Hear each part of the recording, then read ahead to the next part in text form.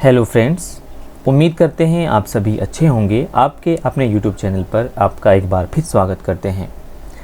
अगर आप या आपके घर में से कोई टीचर बनने की तैयारी कर रहा है और आपके पास हिंदी सब्जेक्ट भी है या फिर आप हिंदी सब्जेक्ट के टीचर बनना चाहते हैं तो ये वीडियो आपके लिए बहुत ज़रूरी है, क्योंकि एजुकेशन फील्ड में आए दिन बदलाव होते रहते हैं। और अभी कुछ दिन पहले NEP 2020 जब से लागू हुआ है तब से कई सारे बदलाव हुए हैं और उनका जानना आपके लिए बहुत ज़रूरी है, क्योंकि कई बार ऐसा होता है कि आप अपनी एजुकेशन पूरी कर लेते हैं और बाद में आपको पता चलता है कि आपसे बड़ी गलती हो गई। तो इसीलिए ये वीडियो आपके लिए बहुत ज़रूरी है, आखिर तक बने रहिए। इसमें हम बात करेंगे प्राइमरी स्कूल में आप टीचर कैसे बन सकते हैं, इंटर कॉलेज में कैसे टीचर बन सकते हैं, डिग्री कॉलेज में कैसे टीचर बन सकते हैं और यूनिवर्सिटी में आपके लिए क्या क्या योग्यताएँ होनी ज़रूरी हैं। तो चलते हैं अपनी मौजू की तरफ। तो हिंदी विषय के टीचर कैसे बने, ये आज का हमारा टॉपिक है। और उसके लिए आपको बीएड करना होगा या फिर डीएलएड करना होगा, या फिर किस में ज़्यादा स्कोप है, वैकेंसीज़ कहाँ ज़्यादा आती हैं, और इसी तरह दोस्तों ग्रेजुएशन में कौन से सब्जेक्ट आपके पास होने ज़रूरी हैं ताकि आप नीचे से लेके ऊपर तक सभी लेवल के लिए एलिजिबल हो जाएं। तो प्राइमरी स्कूल से यूनिवर्सिटी में प्रोफेसर बनने तक पूरी जानकारी आपको मिलेगी इसी वीडियो में। ठीक है, चलिए जी।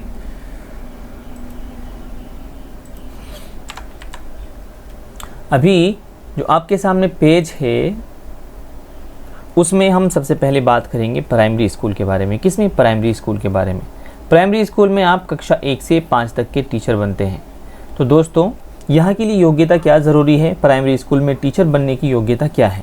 उसका जवाब ये है कि आपके पास ग्रेजुएशन में हिंदी होनी चाहिए। आपका ग्रेजुएशन में एक सब्जेक्ट हिंदी होना ज़रूरी है। यहाँ एक चीज़ ये भी ध्यान रखिए कि कुछ राज्य ऐसे हैं जो हिंदी साहित्य मांगते हैं। हिंदी सब्जेक्ट जो होता है ना, वो कई तरह से पढ़ाया जाता है यूनिवर्सिटीज़ में, कॉलेजेस में। एक होता है हिंदी जनरल। क्या होता है? हिंदी जनरल। अगर आप टीचर बनने की चाह रखते हैं तो फिर आप हिंदी जनरल बिल्कुल मत पढ़िए, आप हिंदी लिटरेचर पढ़िए, हिंदी साहित्य जिसको बोलते हैं। उत्तराखंड वगैरह जो स्टेट हैं उन सभी में आपसे हिंदी साहित्य मांगा जाता है, तो आप हिंदी साहित्य लीजिए, ना कि हिंदी जनरल, वरना आपके सामने परेशानी खड़ी हो जाएगी। अब ये तो ग्रेजुएशन की बात हुई आपकी। इसी तरह इंटरमीडिएट में आपके पास संस्कृत भी एक सब्जेक्ट रहा होना चाहिए। अगर आप प्राइमरी में टीचर बनना चाहते हैं तो आपके पास ग्रेजुएशन में संस्कृत या फिर 12th में संस्कृत, इन दोनों में से किसी एक लेवल पर संस्कृत भी आपने पढ़ा होना चाहिए। ठीक है। उसके बाद जो आपकी क्वालिफ़िकेशन होती है वो होती है DLED, diploma in elementary education आपने किया हो, या फिर BTC को ही आज हम डिप्लोमे के नाम से जानते हैं। उसके साथ साथ आपके जो CTET है या फिर जो आपका स्टेट है वहाँ पे टेट होता है। CTET का मतलब होता है सेंट्रल एलिजिबिलिटी टेस्ट। ठीक है। और स्टेट का मतलब होता है स्टेट एलिजिबिलिटी टेस्ट। ठीक है। जिस तरह उत्तराखंड में इसको UTET बोलते हैं, यूपी में UPTET बोलते हैं, और अन्य राज्यों में सब में जो राज्य का पहला अक्षर होता है उसको लगा के ये टेट बन जाता है। तो इसका पेपर फर्स्ट आपके पास क्वालिफाई होना चाहिए। तो जो स्क्रीन पर आप देख रहे हैं, अगर आप प्राइमरी टीचर बनना चाहते हैं तो ये वाली योग्यता आपके पास होनी ज़रूरी है। ठीक है। अब यहाँ एक बात और नोट कर लीजिए, कुछ राज्य ऐसे भी हैं जो इंटरमीडिएट के डायरेक्ट बाद आपको डीएलएड करा देते हैं। ठीक है। जैसे बिहार हुआ, हरियाणा हुआ, पंजाब हुआ। तो ऐसे स्टेट में आप 12th के बाद भी डीएलएड कर सकते हैं और प्राइमरी के टीचर बन सकते हैं। लेकिन उत्तराखंड, यूपी और इस तरह के जितने स्टेट है वहाँ पे आपके पास पहले ग्रेजुएशन करना आपको पड़ेगा, उसके बाद आपको डीएलएड करना पड़ेगा। ठीक है। और प्राइमरी के लिए ये वाले सब्जेक्ट आपके पास होने ज़रूरी। एक बार फिर मैं आपको बता देता हूँ, ग्रेजुएशन में आपने हिंदी पढ़ी हो और हिंदी के साथ आपके पास ग्रेजुएशन में अगर संस्कृत है तो अच्छी बात है, और अगर संस्कृत नहीं है ग्रेजुएशन में तो इंटर में आपके पास संस्कृत होनी ज़रूरी है। और अगर आपके पास ना तो BA में संस्कृत है ना ही 12th में संस्कृत है तो भी आपको घबराने की ज़रूरत नहीं है, क्योंकि आप 12th क्लास सिंगल सब्जेक्ट से दोबारा कर सकते हैं। ठीक है। NIOS वगैरह से कर सकते हैं, हम भी कराते हैं, आप हमसे भी कॉन्टेक्ट कर सकते हैं। चलिए, ये हुई आपकी प्राइमरी की बात। अब इससे आगे बढ़ते हैं जी। आगे स्क्रीन पे आप देख रहे होंगे कि प्राइमरी के बाद नंबर आता है जूनियर का, और बेसिकली जूनियर में जो टीचर होते हैं वो कक्षा 6 से 8 को पढ़ाते हैं।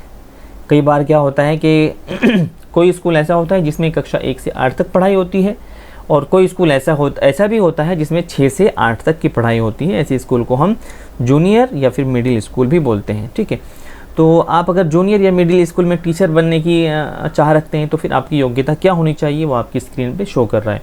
आपके पास ग्रेजुएशन में हिंदी होना चाहिए और साथ ही साथ आपने बीए में या फिर 12th में संस्कृत पढ़ा होना चाहिए। ठीक है, तो उसके बाद जो आपके पास डिग्री या डिप्लोमा होना चाहिए वो कौन सा होना चाहिए।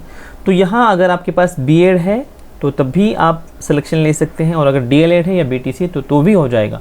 लेकिन यहाँ आप इस बात को ज़रूर याद रखिए कि ये सिर्फ जूनियर लेवल की हम बात कर रहे हैं, प्राइमरी की हम बात नहीं कर रहे हैं। ये जूनियर लेवल की, अगर कोई स्कूल 6 से 8 तक का है तो उसकी योग्यता की हम बात कर रहे हैं।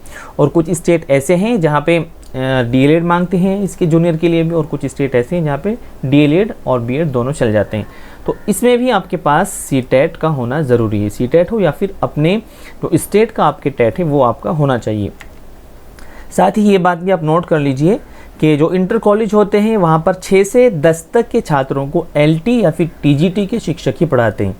ठीक है, अगर कोई स्कूल 6 से 8 तक है वहाँ पे तो टीचर अलग होंगे। ठीक, वहाँ पे टीचर जूनियर के ही होंगे। लेकिन अगर कोई इंटर कॉलेज है या फिर कोई हाई स्कूल है तो वहाँ पे 6 से 10 तक जो टीचर पढ़ाते हैं आपको वो एलटी या फिर टीजीटी के ही टीचर होते हैं। ठीक है, तो ये आपका हो गया है जूनियर या फिर मिडिल जो स्कूल हैं उनके शिक्षक की योग्यता क्या होती है वो भी आपके सामने आ गया है। अब हम आगे चलते हैं। इसके बाद आता है एलटी या फिर टीजीटी। ठीक है, और एलटी किसी स्टेट में इनको एलटी बोलते हैं, जैसे उत्तराखंड वगैरह में, यूपी में, और किसी में इनको टीजीटी बोलते हैं, जैसे दिल्ली में और हरियाणा में, पंजाब में और या फिर राजस्थान वगैरह में। ठीक है जी, तो यहाँ पे आपको क्या करना होता है, एलटी में अगर आप नौकरी पाना चाहते हैं, टीजीटी में आप नौकरी लेना चाहते हैं तो आपके पास योग्यता क्या होनी चाहिए। देखिए, आपके पास ग्रेजुएशन में हिंदी होना चाहिए, और ग्रेजुएशन के साथ साथ आपने या तो फिर इंटरमीडिएट में या फिर आपके पास बीए में संस्कृत होना चाहिए। ये बात आप नोट कर लीजिए, क्योंकि हिंदी का कॉम्बिनेशन बिना संस्कृत के नहीं बनता है, और वजह यह है कि हिंदी के टीचर को संस्कृत भी पढ़ानी पड़ती है दोस्तों, इसीलिए संस्कृत का होना ज़रूरी है। अगर आप हिंदी के टीचर बनना चाहते हैं और आपके पास किसी भी लेवल पे संस्कृत आपने नहीं पढ़ी है तो घबराने की ज़रूरत बिल्कुल नहीं है। आप NIOS से, कौन से बोर्ड से, NIOS, ठीक है, यहाँ से आप सिंगल सब्जेक्ट से अपना 12th संस्कृत कर सकते हैं। सिर्फ एक पेपर आपको देना होगा और वो आपका पूरी तरह से वैलिड होगा। तो एलटी के लिए आपको ग्रेजुएशन में हिंदी होना चाहिए और फिर संस्कृत भी होना चाहिए, या फिर 12th में संस्कृत हो। उसके बाद आपको बीएड करना ज़रूरी है, बैचलर ऑफ एजुकेशन। यहाँ पे आपका डीएलएड नहीं चलेगा, बल्कि आपको बीएड करना पड़ेगा। साथ ही साथ आपके पास सीटेट या फिर आपका जो स्टेट का टेट है, यानी यूपी टेट या यू टेट वगैरह, इसका पेपर सेकंड आपने क्वालिफाई किया हो। अगर आप जनरल से हैं तो आपके पास 90 मार्क्स होने ज़रूरी हैं, और अगर आप कैटेगरी से हैं, आप SC, आप OBC से हैं, तो फिर आपका क्या बोलते हैं, सीटेट में 82 मार्क्स पे क्वालिफाई हो जाता है, और यूटेट में आपका 75% पे भी क्वालिफाई माना जाता है अगर आप OBC से हैं। अगर आप SC ST से हैं तो आपको इससे भी अधिक और छूट मिल जाती है। ठीक है, वो आप अपनी कैटेगरी के अकॉर्डिंग देख सकते हैं। यहाँ पे एक बात और नोट कर लीजिए आप कि आप इंटर कॉलेज में 6 से 10 तक के छात्रों को LT यानी TGT के शिक्षक ही पढ़ाते हैं। जो हमारे इंटर कॉलेज होते हैं वो कहाँ से कहाँ तक होते हैं, 6 से 12 तक वहाँ पे पढ़ाई होती है। तो 6 से 10 तक के जो स्टूडेंट होते हैं उनको कौन पढ़ाते हैं, जो LT यानी कि TGT के टीचर होते हैं। ठीक है, और ये स्पेशली आपका होता है कक्षा 9-10 के लिए, लेकिन 6 से 10 तक आपको पढ़ाना पड़ता है हाई स्कूल वगैरह में या फिर इंटर कॉलेजेस में। ठीक है, कुछ कॉलेज अगर सिर्फ हाई स्कूल है जहाँ कक्षा 9 और 10 की क्लास चलती है तो वहाँ पे सिर्फ 2 ही क्लास होती है, 9 और 10, तो आपको इनको ही पढ़ाना पड़ेगा। ठीक है, चलिए आगे हम चलते हैं, और अगला हमारा जो लेवल है वो है दोस्तों इंटर कॉलेज। ठीक है, जिसको हम प्रवक्ता या लेक्चरर बोलते हैं। अगर आप हिंदी में इंटरमीडिएट में या फिर लेक्चरर बनना चाहते हैं, प्रवक्ता बनना चाहते हैं, तो आपकी क्या क्वालिफ़िकेशन होनी चाहिए। देखिए स्क्रीन पे आप देख रहे हैं ये इंटर कॉलेज है, यहाँ एक टीचर आपको दिख रहा है। तो इंटर कॉलेज में प्रवक्ता बनने की योग्यता क्या है, इसका उत्तर दिया गया है कि आपके पास ग्रेजुएशन में संस्कृत होना चाहिए। क्या होना चाहिए, ग्रेजुएशन में संस्कृत होना चाहिए, और इसी तरह आपके पास संस्कृत से ही आपने MA किया हो। क्योंकि जो PGT की, इसको हम PGT भी बोलते हैं, क्या बोलते हैं, PGT भी इसको बोलते हैं, PGT जी। इस तरह LT को हम TGT बोलते हैं, प्रवक्ता को PGT बोलते हैं। और इसकी योग्यता होती है कि पीजी यानी पोस्ट ग्रेजुएशन और plus BEd, post graduation plus BEd. तो यहाँ अगर हम हिंदी की बात करें तो आपके पास हिंदी में यहाँ संस्कृत गलत लिखा गया, यहाँ हिंदी में आपके पास क्या होना चाहिए, हिंदी में आपके पास एमए होना चाहिए और आपके पास सीईसी के साथ साथ ही बीएड होना चाहिए। हिंदी में एमए जी और बीए में संस्कृत आपने ज़रूर पढ़ा हो, क्योंकि जब आप प्रवक्ता बनते हैं हिंदी के तो वहाँ पे आपसे हर स्टेट में संस्कृत में ग्रेजुएशन भी मांगा जाता है। अगर आपने ग्रेजुएशन में संस्कृत सब्जेक्ट नहीं लिया था, आप दोबारा उसको कर सकते हैं सिंगल सब्जेक्ट से, ठीक है। आप यदि बीए में आपके पास संस्कृत नहीं था तो बाद में एडिशनल सब्जेक्ट से भी आप क्या कर सकते हैं, सिंगल सब्जेक्ट से बीए कर सकते हैं, ठीक है। वो आपका इसमें ऐड हो जाएगा जी। तो उम्मीद करते हैं आप ये भी समझ गए होंगे। अच्छा, एक चीज़ और देख लीजिए, कुछ राज्य ऐसे भी होते हैं जहां प्रवक्ता यानी पीजीटी के लिए बीएड आवश्यक नहीं माना जाता, ठीक है। सिर्फ एमए आपके पास है तो भी आपका सिलेक्शन हो जाता है। लेकिन अब ऐसे स्टेट बहुत कम है, क्योंकि पहले यूपी में भी ऐसा था कि बिना बीएड के आप प्रवक्ता बन जाते थे, लेकिन अब यूपी ने भी बीएड का आपका होना ज़रूरी कर दिया है जी। अब हम बात करते हैं डिग्री कॉलेज की। अब हम बात करते हैं दोस्तों डिग्री कॉलेज की। डिग्री कॉलेजों में आप क्या पढ़ाते हैं, जो प्रोफेसर होते हैं वो यूजी और पीजी। यहाँ यूजी का मतलब होता है अंडर ग्रेजुएट और पीजी का मतलब होता है पोस्ट ग्रेजुएट, ठीक है। तो डिग्री कॉलेज में जो प्रोफेसर बनते हैं वो डायरेक्ट प्रोफेसर नहीं बनते, बल्कि असिस्टेंट प्रोफेसर बनते हैं। पहले असिस्टेंट प्रोफेसर बनते हैं, उसके बाद एसोसिएट बनते हैं, उसके बाद फिर प्रोफेसर का नंबर आता है जब उनका एक्सपीरियंस जुड़ता चला जाता है जी। तो यहाँ पे असिस्टेंट प्रोफेसर बनने के लिए योग्यता आपकी क्या होनी चाहिए, सबसे पहले तो आपके पास हिंदी विषय से एमए होना चाहिए, हिंदी विषय से एमए होना चाहिए। अगर आप जनरल कैटेगरी से हैं तो 55% मार्क्स आपके होने चाहिए, किसमें, एमए में। एमए हिंदी में आपके पास 55% मार्क्स होने चाहिए। अगर आप ओबीसी वगैरह से हैं तो आपको 5% का रिलैक्सेशन मिल जाता है। उसके बाद जो ज़रूरी योग्यता है वो आपके पास नेट या फिर जेआरएफ आपने पास किया होना चाहिए, ठीक है। नेट का मतलब होता है नेशनल एलिजिबिलिटी टेस्ट, ठीक है। जेआरएफ का मतलब होता है जूनियर रिसर्च फेलोशिप। उसके बाद आपके पास अगर पीएचडी है तो यहाँ पीएचडी वालों को वरीयता दी जाती है, और इसलिए दी जाती है क्योंकि इसमें आपका एपीआई स्कोर काउंट होता है, ठीक है जी।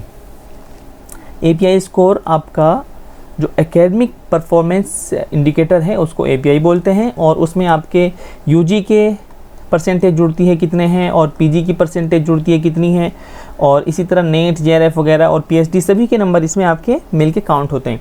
तो इसीलिए दोस्तों पीएचडी के जो नंबर होते हैं वो 30 मार्क्स आपको मिलते हैं, ठीक है। अलग अलग यूनिवर्सिटियों का अलग अलग नियम होता है, लेकिन मैक्सिमम आपको पीएचडी के 30 नंबर मिलते हैं। तो जाहिर है कि जब पीएचडी आपके पास होगी तो आपका जो एपीआई स्कोर होगा वो बहुत ऊपर चला जाएगा और आपके लिए आसानी रहेगी। तो यहाँ पे सिलेक्शन के लिए आपके पास जो ऑप्शन होते हैं वो लिखित परीक्षा एवं इंटरव्यू, आपका दोनों चीज़ें होती हैं।